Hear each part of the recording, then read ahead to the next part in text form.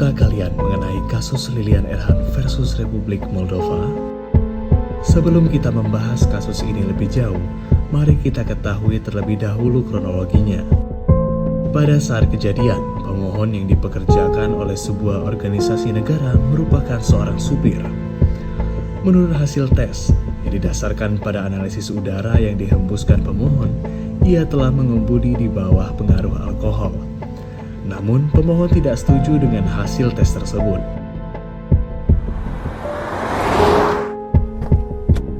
Menurut pemohon, dia secara lisan meminta petugas polisi untuk menemaninya ke rumah sakit.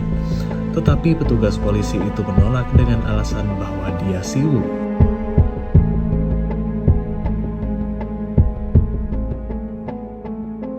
Segera setelah kejadian itu, pemohon pergi ke rumah sakit sendirian, di mana ia menjalani tes darah dan hasil tes darah menunjukkan bahwa dia dalam keadaan sadar.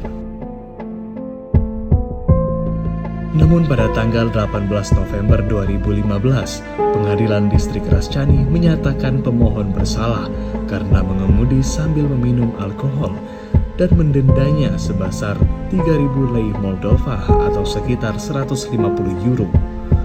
Pengadilan juga memerintahkan penangguhan SIM pemohon untuk jangka waktu 2 tahun. Selama proses persidangan, pemohon berpendapat bahwa sesuai dengan hukum, seorang petugas polisi berkewajiban untuk menemani tersangka yang tidak setuju dengan hasil tes breathalyzer ke rumah sakit untuk mengonfirmasi atau membatalkan hasil tersebut dalam waktu 2 jam setelah tersangka diuji. Kemudian, pemohon mengajukan banding terhadap putusan tersebut dan menegaskan kembali posisinya. Dia menegaskan, sesuai dengan undang-undang, polisi memiliki kewajiban otomatis untuk menemaninya ke rumah sakit. Pada tanggal 23 Desember 2015, Pengadilan Banding Chisinau menolak banding pemohon dengan alasan yang sama dengan yang diberikan oleh pengadilan tingkat pertama. Isu yang muncul dalam kasus ini adalah ketidakadilan proses pidana di mana pemohon dinyatakan bersalah karena mengemudi sambil meminum alkohol dan ia tidak diberikan fasilitas yang memadai untuk persiapan pembelaannya. Permasalahan yang terjadi pada kasus ini di mana pihak berwajib yaitu polisi tidak mau menemani pemohon untuk membuktikan bahwa pemohon tersebut tidak bersalah. Karena menurut pasal yang berlaku di negara tersebut, polisi harus menemani sang pemohon untuk melakukan tes selain breathalyzer guna membuktikan diri sang pemohon tidak bersalah. Di saat persidangan, hakim menolak bukti-bukti yang telah diberikan oleh sang pemohon karena tidak ada keberadaan pihak kepolisian di sana, serta pemohon tidak dapat membuktikan bahwa pihak kepolisian tidak mau menemani pemohon untuk melakukan tes darah di rumah sakit. Pengadilan mengingatkan bahwa pasal 6 ayat 3b konvensi menjamin terdakwa waktu dan fasilitas yang memadai untuk mempersiapkan pembelaannya.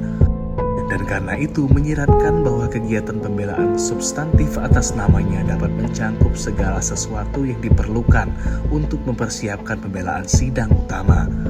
Terdakwa harus memiliki kesempatan untuk mengorganisir pembelaannya dengan cara yang tepat dan tanpa batasan mengenai kemungkinan untuk menempatkan semua argumen pembelaan yang relevan di depan sidang pengadilan. Dan dengan demikian mempengaruhi hasil persidangan. Hal ini berdasarkan pernyataan pasal 6 ayat 3 tentang hak pembelaan dan prinsip melawan tindakan memberatkan diri haruslah dilihat sebagai aspek khusus dari hak atas peradilan yang adil yang dijamin oleh pasal 6 ayat 1. Pengadilan akan memeriksa pengaduan berdasarkan kedua ketentuan ini secara bersama-sama. Berdasarkan pada pasal 6 ayat 3 konvensi yang menyatakan bahwa setiap orang yang didakwa melakukan tindak pidana memiliki hak minimum sebagai berikut, yaitu memiliki waktu dan fasilitas yang memadai untuk persiapan pembelaannya. Maka proses pidana tersebut tidak dapat dianggap adil karena pemohon dinyatakan bersalah telah mengemudi sambil minum alkohol dan di mana ia tidak diberikan fasilitas yang memadai untuk persiapan pembelaannya. Sedangkan dalam kasus ini pihak berwajib atau polisi tidak mau menemani pemohon untuk melakukan tes selain breathalyzer guna membuktikan diri sang pemohon tidak mengendarai kendaraan di bawah alkohol dan membuktikan bahwa sang pemohon tersebut bersalah. Dan pada saat persidangan dilakukan, hakim menolak bukti bukti yang telah diberikan oleh sang pemohon karena tidak ada keberadaan pihak kepolisian di sana, serta sang pemohon tidak dapat membuktikan bahwa pihak kepolisian tidak mau menemani sang pemohon untuk melakukan tes darah di rumah sakit. Inilah yang membuktikan adanya ketidakadilan dalam proses pengadilan pidana dan pemohon tidak mendapatkan hak pembelaan seperti yang diatur pada pasal 6 konvensi. Hukum yang dijatuhkan oleh hakim kepada terdakwa adalah membayar denda sebesar 3.000 lei Moldova dan bahkan menolak serta menyatakan terdakwa bersalah di setiap persidangan.